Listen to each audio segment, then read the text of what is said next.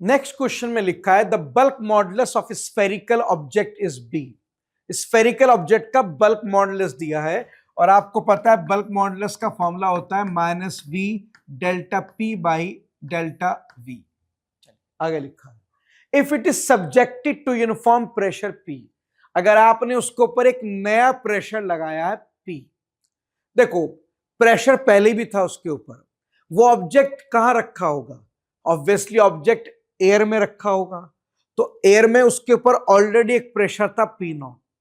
अब आपने पी और एक्स्ट्रा लगा दिया तो बेसिकली आपने पी नॉट प्रेशर को बदल कर दिया होगा पी नॉट प्लस पी। ठीक है, तो आपका जो स्फेरिकल ऑब्जेक्ट है बेटा वो एयर में ही तो रखा था, नहीं और कहां रखा होगा? तो आपका ऑब्जेक्ट इनिशियली एयर में रखा था तो प्रेशर पी नॉट था। अब आपने क्या करा, उस पर बाहर से प्रेशर लगाया। If it is subjected to, उस पर एक नया प्रेशर अप्लाई किया गया पी। तो अब नया प्रेशर लगने से क्या होगा, जो प्रेशर पी नॉट था अब बढ़कर हो गया पी नॉट प्लस पी। तो पहले आपका ऑब्जेक्ट नॉर्मली एयर में रखा था, उसके ऊपर चारों तरफ से एयर प्रेशर लगा रही थी पी नॉट, आपने बाहर से पी और लगा दिया, अब प्रेशर हो गया पी नॉट प्लस पी। तो आप बताओ प्रेशर में चेंज कितना आ गया? फाइनल प्रेशर हो गया P naught plus P, initial P not, तो चेंज इन प्रेशर आ गया पी, इतना डेल्टा पी है। ठीक है, आगे पढ़ते हैं। The fractional decrease in radius, पूछ रहा है कि जो मैंने एक्स्ट्रा प्रेशर लगाया है इससे आपके ऑब्जेक्ट में फ्रैक्शनल चेंज इन रेडियस कितना आया? भाई ऑब्जेक्ट एयर में रखा था नॉर्मली, आपने बाहर से प्रेशर लगाया है तो उसकी वजह से उसका वॉल्यूम कंप्रेस हुआ होगा, और वॉल्यूम कंप्रेस हुआ है तो उसका रेडियस भी कंप्रेस हुआ होगा। यही पूछ रहा है कि प्रेशर लगाने से उसके रेडियस में फ्रैक्शनल चेंज कितना आएगा। अब निकाल देते हैं। देखिए बेटा बल्क मॉडुलस का फॉर्मूला हमें पता है minus V delta P by delta we.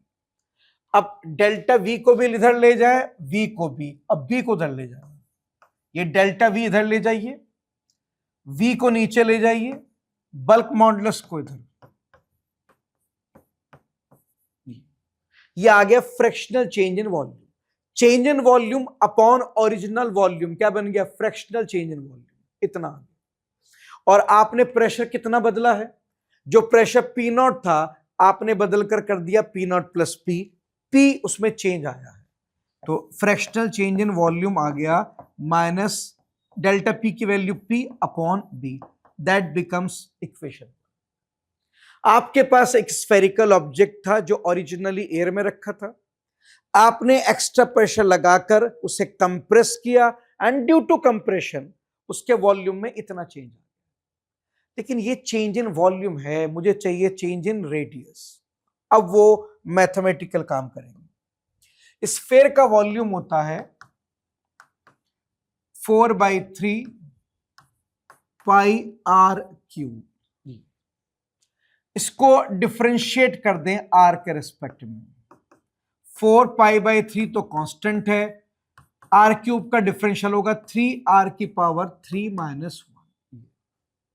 अब डी आर को उधर ले जाए तो ये आ गया dv equals to 4 pi r² D. ये 3 से 3 तो कैंसिल ही हो गया। तो अब पहले तो मैंने v लिखा स्फेयर का, उससे डिफरेंशिएट किया है। अब इस dv को इस v से डिवाइड कर दो, dv को v से डिवाइड करोगे तो इसको इस टर्म से डिवाइड करना। क्या कर रहा हूं मैं? वॉल्यूम के चेंज को रेडियस के चेंज में कन्वर्ट कर रहा हूं। अब आप देखिए ये 4 पाई से 4 पाई कैंसिल, r² से ये क्यूब कैंसिल हो जाएगा, एक r बचेगा, 3 ऊपर जाएगा, तो यहां से देखो डेल्टा v बाई वी किसके बराबर आ गया?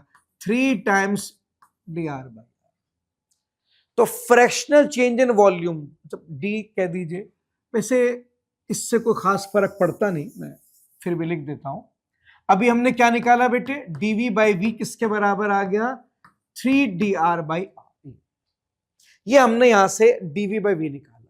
तो fractional change in volume 3 times है फ्रैक्शनल चेंज इन रेडियस के। ये मैथमेटिकली प्रूव किया हमने स्फीयर का वॉल्यूम रखा, उसे एक बार आर के रिस्पेक्ट में डिफरेंशिएट किया, फिर डीवी को वापस वी से डिवाइड किया, तो ये प्रूव कर दिया मैथमेटिकली हमने कि fractional change in volume of sphere 3 times होता है फ्रैक्शनल चेंज इन रेडियस। एक चीज आप कह सकते हैं कि सर आपने यहां से डीवी बाई वी निकाला और हमने जो सॉल्व करके निकाला था वो था delta we by we.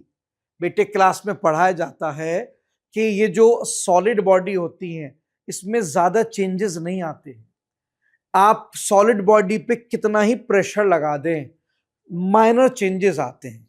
Class में पढ़ाया भी जाता है, आपने न्यूमेरिकल किए होंगे क्लास में, आपने नोटिस किया होगा कि सॉलिड बॉडी में जो चेंजेस आते हैं बहुत माइनर चेंजेस आते हैं। तो ये जो चेंज इन वॉल्यूम आता है ये बहुत स्मॉल होता है, और जब चेंज बहुत स्मॉल हो तो उसको हम डी भी कह सकते हैं। देखो डेल्टा और डी में क्या फर्क है? डेल्टा का मतलब है चेंज और डी का मतलब है स्मॉल चेंज। तो आप डेल्टा को डी से रिप्लेस कर सकते हैं अगर आपको ये पता हो कि जो डेल्टा चेंज देगा वो काफी स्मॉल देगा। तो मैं मानता हूं कि मेरे फॉर्मूले से डेल्टा वी बाय वी आया था जिसमें डेल्टा था चेंज इन वॉल्यूम।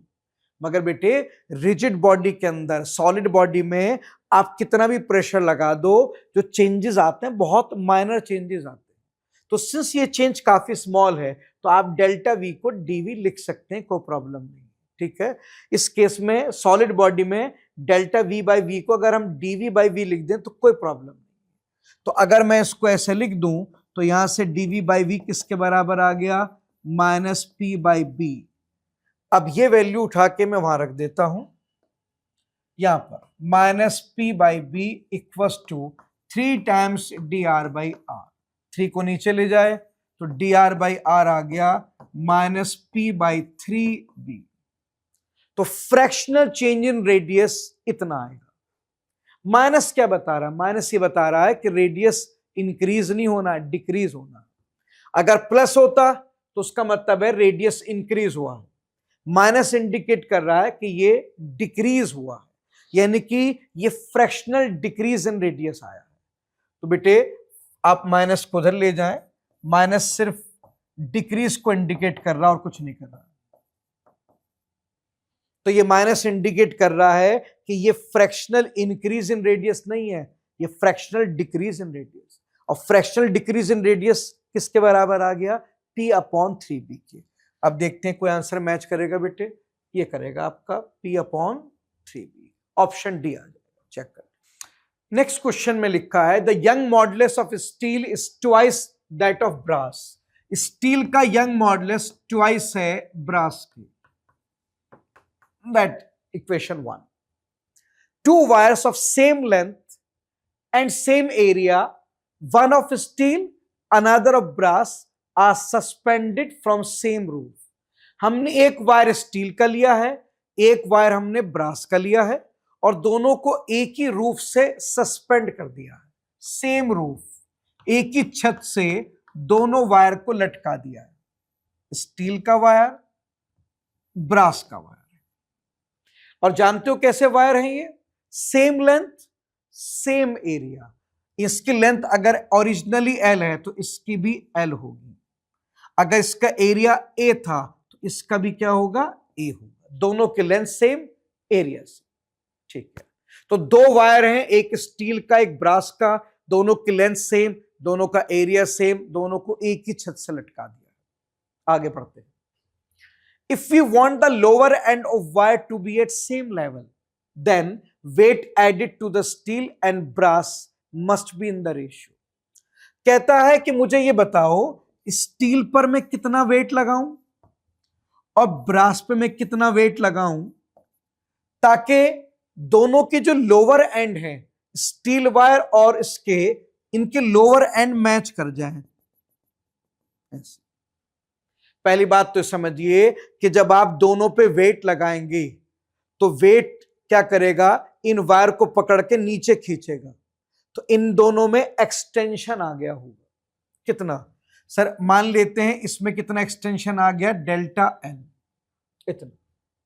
अब अगर आप चाहते हैं कि लोअर लेवल सेम हो तो उसके लिए जरूरी होगा कि इसके अंदर भी एक्सटेंशन एग्जैक्ट उतना ही आए। क्यों बेटा? देखो, इनकी ओरिजिनल लेंथ सेम थी। अगर आप चाहते हैं कि वेट लगाने के बाद भी इनके लेवल मैच करें, तो ये तभी मुमकिन हो पाएगा जब दोनों में बराबर बराबर एक्सटेंशन। भाई ये भी 10 सेंटीमीटर का था पहले, लेट अस से, या एल मान लेते हैं। मान लो स्टील का वायर एल सेंटीमीटर का था, ब्रास का वायर भी एल का है। अब जब दोनों पे वेट लगेगा तो वेट दोनों को पकड़कर एक्सटेंड करेगा। अब अगर एक को ज्यादा एक्सटेंड किया एक को कम, तो जिसको ज्यादा एक्सटेंड करेगा वो नीचे चला जाएगा, फिर लेवल मैच नहीं हो सकते। आप चाहते हैं कि वेट लगाने के बाद भी लोअर लेवल सेम रहे। बेटा वेट लगाने के बाद भी अगर लेवल सेम चाहिए तो मेक श्योर कि दोनों में एक्सटेंशन बराबर बराबर है। डेल्टा एल इसमें है तो डेल्टा एल इसमें ही, और कोई तरीका नहीं। तो आपको हर हाल में इनके डेल्टा एल सेम करने होंगे। कैसे करेंगे? देखो भाई, यंग मॉडुलस बराबर होता है स्ट्रेस ओवर स्ट्रेन। स्ट्रेन क्या होता है? Delta L by L. L को ऊपर ले जाएं तो उसे लिखेंगे हम एफ एल अपॉन ए डेल्टा एल। डेल्टा एल को इस साइड ले जाएं, वाई को इस साइड, तो ये आ गया delta L equals to F L upon A Y. यहां से डेल्टा एल का फॉर्मूला डेवलप हो गया। अब ये फॉर्मूला मैं एक बार स्टील पे लगाऊंगा, एक बार मैं ब्रास पे लगाऊंगा। ठीक है बेटा, अब मैं पहले से स्टील पे लगाऊंगा। डेल्टा एल स्टील किसके बराबर है फॉर्मूला? अभी लिखा है मैंने F L upon A Y. हाँ, कितना फोर्स लगाया आपने स्टील वायर पे? सर हमने उस पर एक वेट लगाया है W1। वो जो वेट लगाया है mg, वही पकड़ के उसे खींचेगा। हमने वायर पे नीचे वेट लगाया ना, हाँ, तो वेट क्या होता है? ग्रेविटेशनल फोर्स ही तो होता है। वही वेट वायर को पकड़कर एक्सटेंड करेगा, तो फोर्स वेट के बराबर होगा।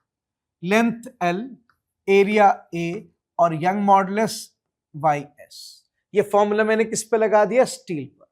अब मैं लगाऊंगा ब्रास पर, डेल्टा एल बी। ब्रास पे फोर्स कितना लगेगा? W2। मैंने स्टील पे वेट W1 लगाया था, ब्रास पे W2। ठीक है, लेंथ दोनों की सेम है L, इसमें L है तो इसमें भी L। एरिया दोनों का सेम है, इसमें A है तो इसमें भी A। यंग मॉडुलस अलग है।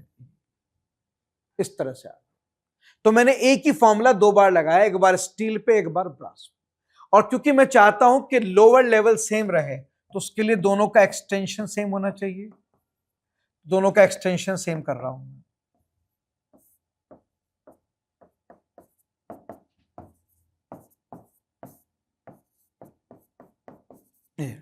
ठीक है, अब यहां से L से L कैंसिल हो गया, A से A, YS को इधर ले जाओ, W2 को इधर, तो ये आ गया बेटे W1 by W2 equals to YS by YB। और शुरू में कहा था स्टील का यंग मॉडुलस 2 टाइम्स है ब्रास के यंग मॉडुलस के, तो इन दोनों पे जो वेट लगेगा उसका रेशियो होगा बेटे 2:1। आपको दोनों पे जो वेट लगाना है 2:1 के रेशियो पे लगाना है, अगर आप चाहते हैं कि लोअर लेवल सेम रहे। तो देखते हैं कोई आंसर है यहां पर बेटा। हाँ, ये रहा 2:1। चेक कर। नेक्स्ट क्वेश्चन में क्या लिखा है? If the ratio of diameter, length and Young modulus of steel and copper are P, Q and R। सबसे पहले किसका रेशियो दिया है? इनके डायमीटर का रेशियो दिया, कितना है? P। तो diameter of steel divide by diameter of copper का रेशियो कितना है बेटे? P। फिर रेशियो दिया है लेंथ का, कितना? Q। Length of steel upon length of copper कितना है? Q।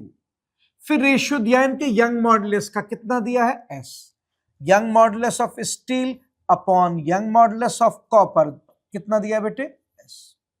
चेक कर, हमें 3 अलग अलग चीजों के रेशियो दिए। ठीक है, आगे पढ़ते हैं।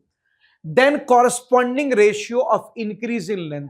हम जानना चाहते हैं कि इन दोनों वायर में जो इंक्रीज इन लेंथ आएगा उसका रेशियो क्या होगा। ठीक है, देखिए सबसे पहले तो आप इसका FBD बनाए नीचे वाले ब्लॉक का। तो नीचे इसका वेट आएगा 5 mg, ऊपर ये कॉपर का वायर टेंशन देगा T कॉपर, और क्योंकि आपका सिस्टम स्टेशनरी है तो नेट फोर्स 0 होगा। T copper minus 5 mg equals to 0।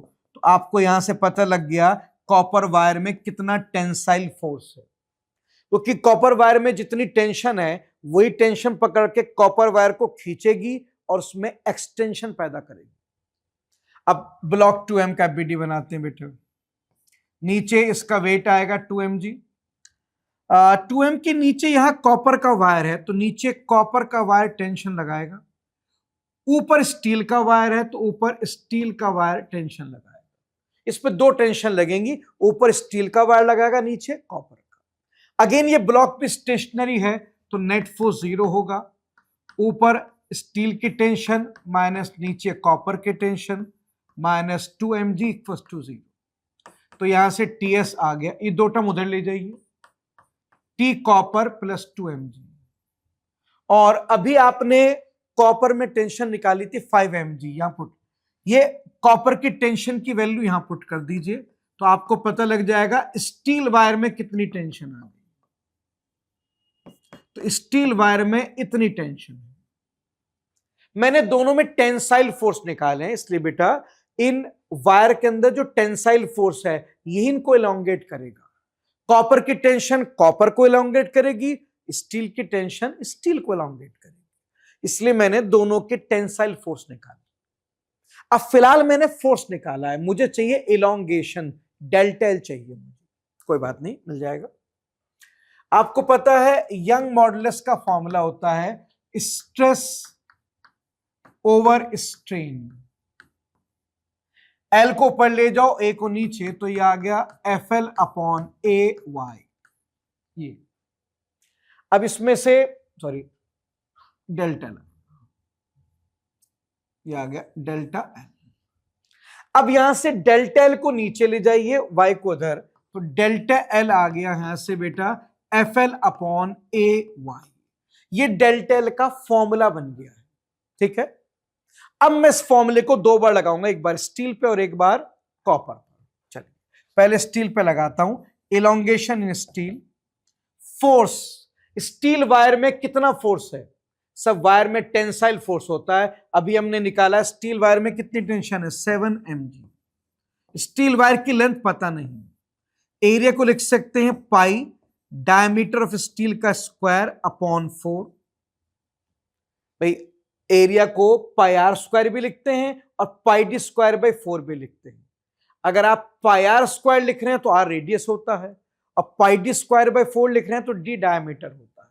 Basically इस तरह से आएगा ना भाई, सर्कुलर वायर का एरिया पाई आर स्क्वायर होता है और आप रेडियस को क्या लिख सकते हैं, डायमीटर का हाफ।